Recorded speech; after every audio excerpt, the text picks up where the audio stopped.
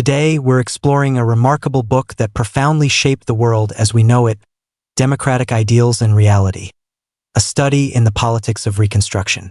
This work consists of just 2 essays and a preface. It is exceptionally short, yet its impact on the global landscape and the course of history is comparable to that of Einstein's theory of relativity. Do not underestimate it because of its brevity. Who controls Eastern Europe commands the heartland, who commands the heartland, commands the world island, who commands the world island, commands the world. Before we begin, to give you an initial feel for the concept of the geographical pivot of history, let me start with a historical enigma. There is a strange phenomenon in Western history that has puzzled countless people. Why were powerful leaders like Napoleon and Hitler so fixated on Moscow? Even before they had fully secured Western Europe, they eagerly launched Eastern campaigns, only to meet their downfall and see their armies defeated 1,000 miles from home. We can't help but wonder, why were they so persistent? Why not consolidate their power in the West and coexist peacefully with Russia? The answer is hidden in this book. In it, the author details the strategic significance of Moscow and the Eastern European plain, proposing a prophetic assertion that captures the book's essence, the one we opened with. Who controls Eastern Europe, commands the heartland, who commands the heartland, commands the world. It is impossible to overstate this book's value to the world. In the 1980s, an American scholar named 16 works that had most deeply influenced human civilization, and this book was listed alongside monumental works like Einstein's Relativity and Marx's Capital. During World War II, many even accused this book of providing the strategic inspiration for the war launched by Hitler and Nazi Germany. After all this, you must be curious about the book and its author. Who could possibly wield such immense influence? After all, we are all familiar with the great minds he is ranked alongside, like Einstein and Marx. Why is he not a household name? The truth is, the author is highly distinguished. He is simply less known to the general public due to the specialized nature of his field. He is Halford Mackinder, born in the British Empire in 1861. In 1887, at the young age of 26, he presented a paper to Britain's Royal Geographical Society titled On the Scope and Methods of Geography. When this paper was published, the West's modern age of discovery was drawing to a close. The vast majority of the Americas, Oceania, Asia, and even Antarctica had been explored and fully mapped. As the discoveries concluded, the discipline of geography was quietly evolving, branching into physical geography and political geography. Physical geography primarily studies the Earth's natural environment, including hydrology, climate, and topography. Political geography, on the other hand, studies the influence of the geographical environment on the evolution of political landscapes within specific regions. As the dust settled on the age of discovery, these 2 branches drifted apart. Physical geography grew closer to geology, while political geography began to merge with history. The discipline of geography itself was facing an existential crisis. It was at this critical moment, as the field risked falling apart, that Mackinder published On the Scope and Methods of Geography. This paper redefined geography, establishing its scope and core methods, and effectively founded the modern discipline. It set the boundaries for geography, re-establishing it as an independent science that would go on to develop its own set of theoretical tools and scientific systems. So, what exactly is geography? And how does it differ from geology? Professor Mackinder offered a clear standard in his paper that will surely bring you a moment of clarity. The geologist looks at the present to explain the past, the geographer looks at the past to explain the present. This means that geology focuses on the evolution of the geological environment, studying how the Earth itself has changed over its long history, such as through glacial movements or volcanic eruptions. Geography, however, focuses on how historical changes in a specific region have shaped human civilization, for instance, how climate change triggered shifts in political power, ultimately forming the modern distribution of nations and peoples. Because of this paper's immense contribution, the University of Oxford appointed Mackinder as a senior lecturer in geography. After 17 years in this position, in 1904, he published another groundbreaking paper, Democratic Ideals and Reality, a study in the politics of Reconstruction which would profoundly influence the world order for the next century. Over 30 years after its publication, the German political scientist Karl Haushofer would build upon it to create the field of geopolitics, applying its principles to the war strategy of Nazi Germany. So, don't be fooled by this book's short length of just over 40,000 words. It has truly and concretely shaped the course of human civilization. Next, we will delve into the book's contents from three perspectives. First, that world civilization is a single, integrated whole, and its history is fundamentally about the shifting of power on the world island. Second, that the world's pivot area is of paramount importance. Whoever controls it holds the potential to control the world. Third, the strategic divergence between land powers and sea powers. Let's begin with the first core concept. World civilization is a single entity. We're all familiar with the fact that the Earth has 4 oceans and 7 continents. But if you look closely at a world map, you'll notice something interesting. Of the 7 continents, 5 Africa, North America, Oceania, etc. are distinct geographical units. Only Asia and Europe are inextricably linked. What's even stranger is that, compared to the vast expanse of Asia, Europe is remarkably small, only about a third of Asia's size, smaller even than Russia alone. This makes one wonder, what was the basis for dividing the continents in the first place? Geographically, Eurasia is a single landmass. Why is Asia so enormous, encompassing world-class powers like China, India, and Russia, while European nations are generally so small? The reason is simple and aligns with what many suspect. Europe is not just a geographical concept, but a cultural one. The book's author, Mackinder, argued that in a purely geographical sense, Europe is not an independent unit but a peninsula extending westward from the Asian continent. In his theory, the Eurasian landmass, combined with the region of Africa north of the Sahara Desert like Egypt, forms the main stage for the rise and fall of human civilization. This vast area is famously known in geography and history as the world island. Nearly all ancient civilizations such as ancient Egypt, Babylon, India, China, and Greece arose without exception on this massive island surrounded by oceans.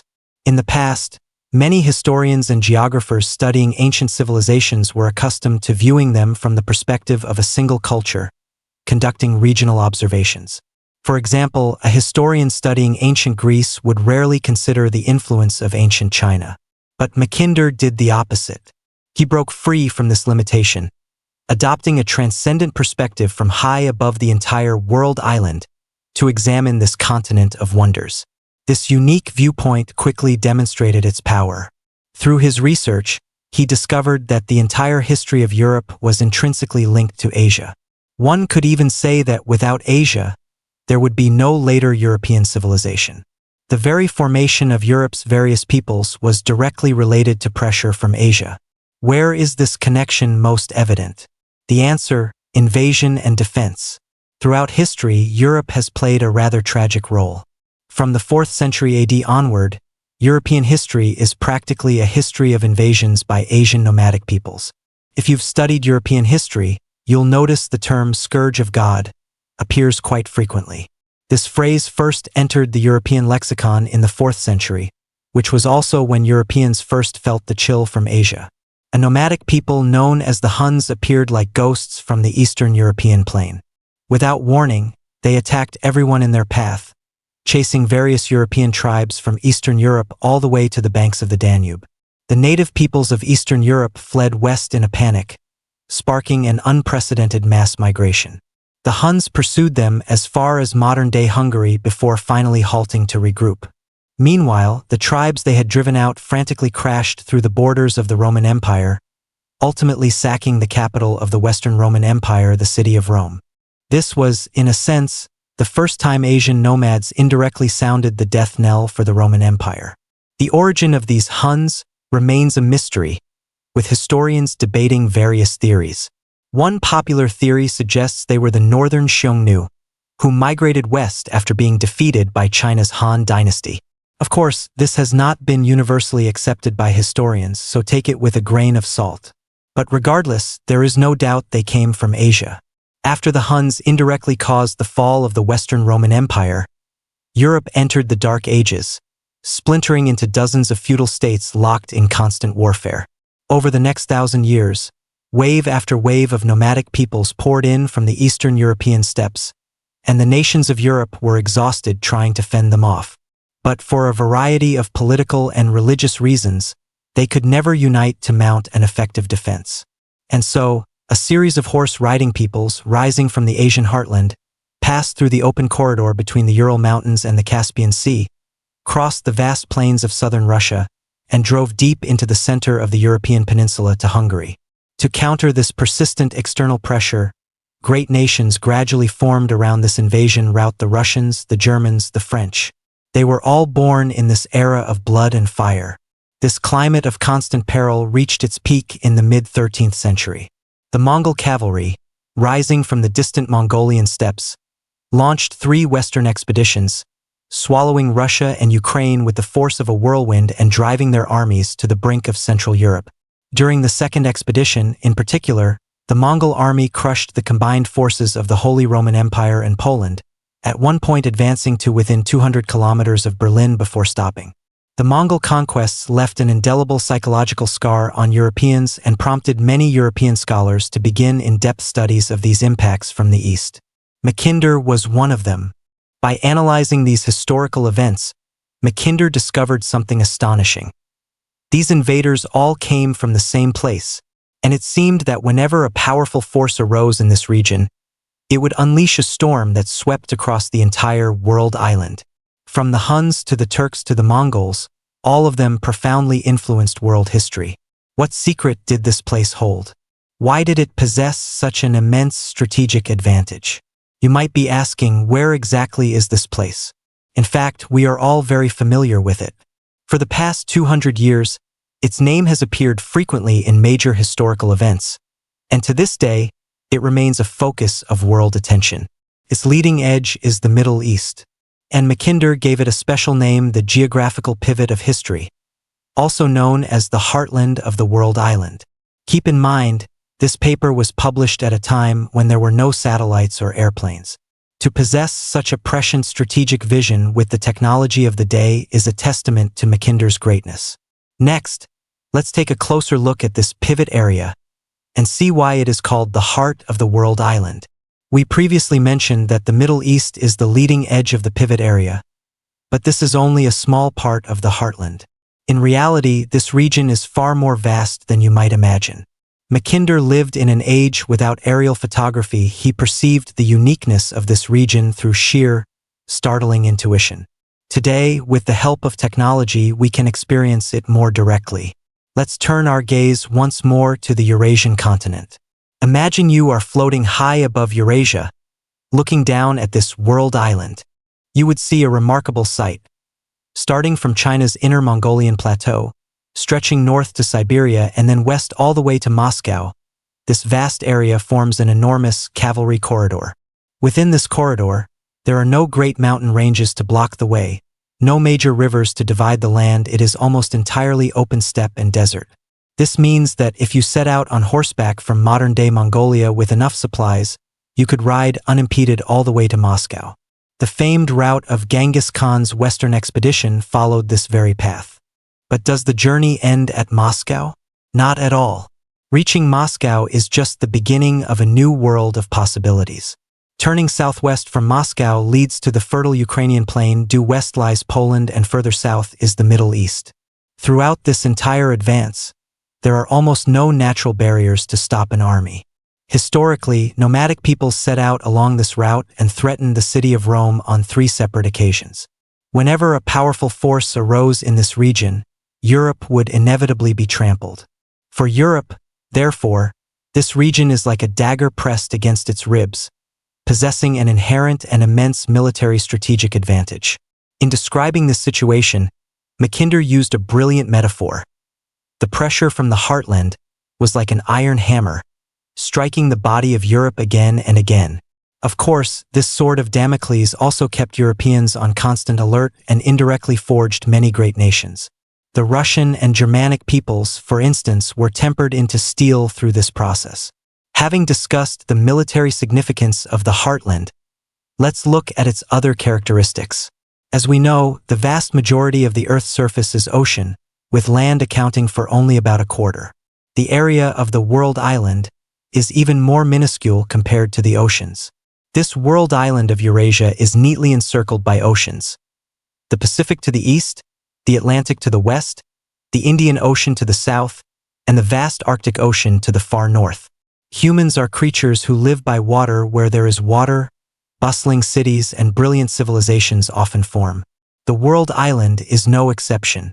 With the exception of the frigid zone bordering the Arctic Ocean, the other three coastal regions of the world island, Europe, East Asia, and South Asia, all gave birth to prosperous civilizations and dense populations. According to Mackinder's research, in the 19th century, 2/3 of the global population lived in the coastal regions of the world island, yet the combined area of these regions was just over 3 million square miles, smaller even than China. Beyond these coastal areas lies the vast interior, which is, of course, what we call the heartland, the hinterland of the entire world island. This enormous hinterland, stretching for thousands of miles from the Mongolian steppes to the Eastern European plain, is most notably characterized by its distance from the sea. It cannot be reached directly by sea from the Arctic, Atlantic, Pacific, or Indian Oceans.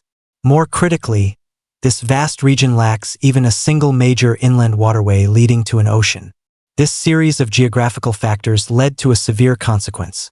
The traditional infantry formations relied upon by agrarian civilizations were almost defenseless against mobile and agile cavalry.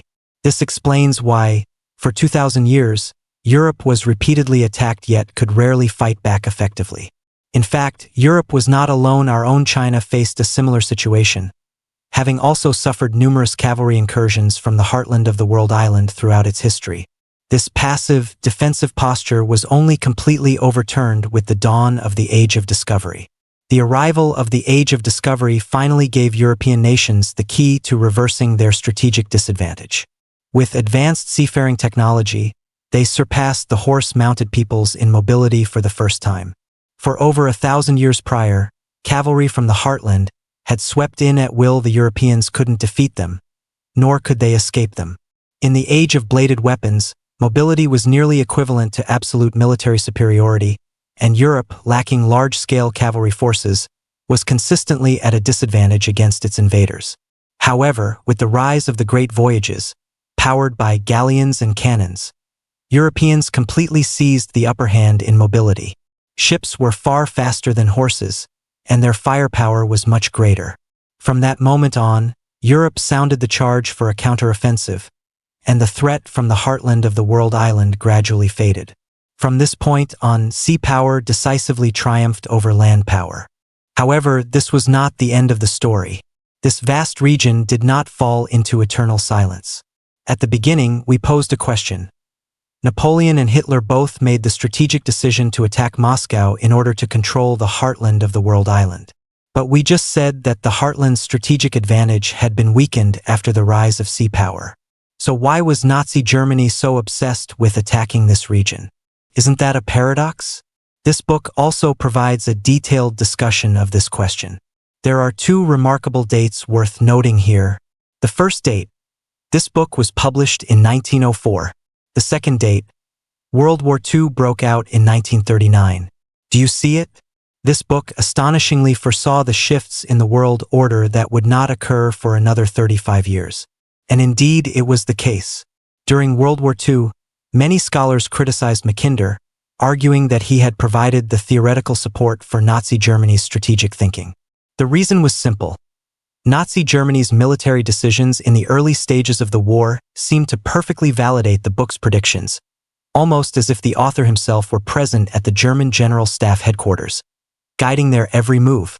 This was, of course, impossible. This startling coincidence occurred simply because the author, with his forward-looking vision, had foreseen the inevitable trends of historical development. In the latter half of the book, the author casts his gaze further into the future, warning the world in a worried tone that the heartland of the world island still holds immense potential. The arrival of the age of sea power would not completely eliminate the region's danger and strategic advantage. If another powerful force were to rise there and regain the advantage in mobility, it would once again become a dark cloud hanging over the coastal regions of the world island. Unfortunately, his prediction was soon validated. After the Second Industrial Revolution, also known as the Electrical Revolution, the internal combustion engine advanced by leaps and bounds, driving the rapid development of railways. For the heartland of the world island, The appearance of the train was a godsend. This core of land power, which had lost its mobility advantage since the Age of Discovery, had finally found a path to revival. Imagine if this vast, resource-rich region were covered with a network of railway tracks. What kind of unprecedented super land power would be created? That was precisely the idea Nazi Germany was pursuing at the time.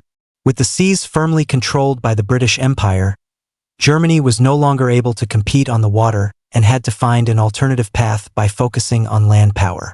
If the natural geographical advantages of the pivot area were combined with the mobility provided by an iron tide of tanks and armored vehicles, and its resources successfully integrated, the world would undoubtedly tremble. Fortunately, Nazi Germany failed. Unfortunately, another country succeeded. After World War II, the Soviet Union gained complete control of this region, consolidating all its resources and strategic advantages. We all know what happened next. For the first 30 years of the Cold War, the Soviet Union, an unprecedented land hegemon, put so much pressure on Europe that the entire continent could barely breathe. Even this terrifying outcome was half-guessed by Mackinder. In the book, he specifically warned the British to be wary of Russia.